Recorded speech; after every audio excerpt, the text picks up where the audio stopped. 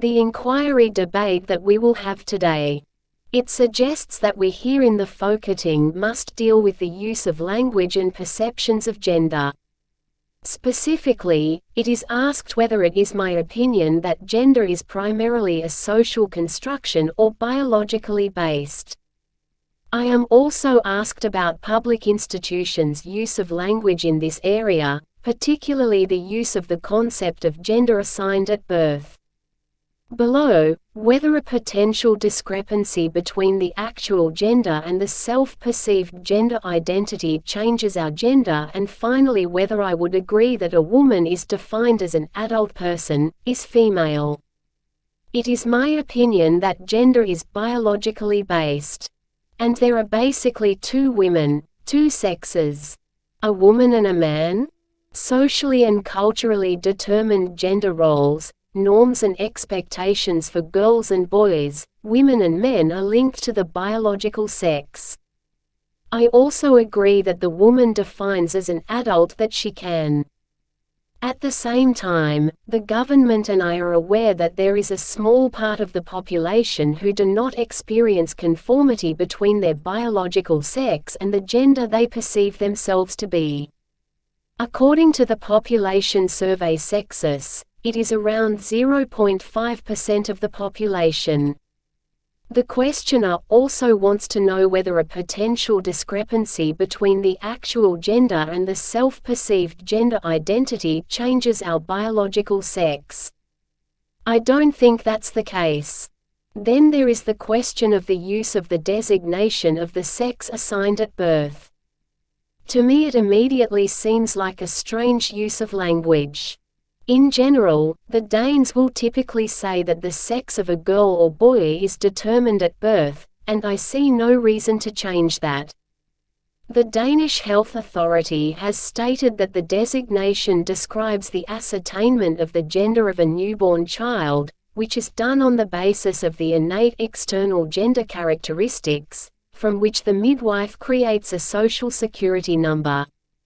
It is on the basis of this finding at birth and the creation of the social security number that the designation that a gender is assigned at birth is used.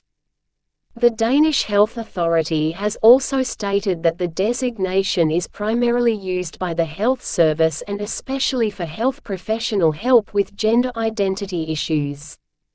In general and in relation to the healthcare system, the government is confident that the employees in the public sector have the necessary expertise to assess which concepts are best used in the individual situation.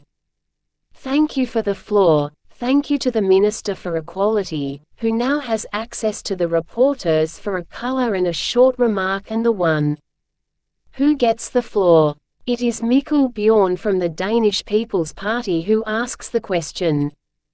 Well, thank you to the Minister, who I also think needs a reassuring answer in reality. On our question, however, he answers a little out of hand. I don't know if it was intentional with a discrepancy between biological sex and self-perceived gender. The Minister can confirm that a person who, for example, has a discrepancy between his biological sex and his self-perceived gender, but thus has a biological sex that, for example, a woman does not thereby become a woman, i.e. that it is a man with a different identity.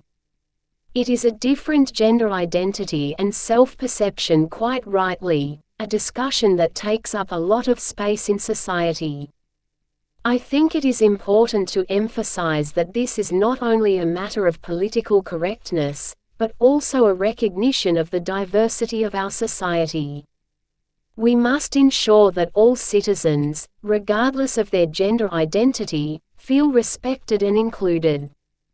In the healthcare system, it is important to be aware of how the use of language can affect patients and employees.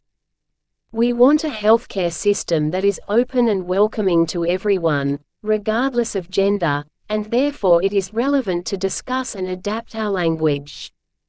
However, we must also be aware that this is a complex discussion and there are differing views on how best to include everyone.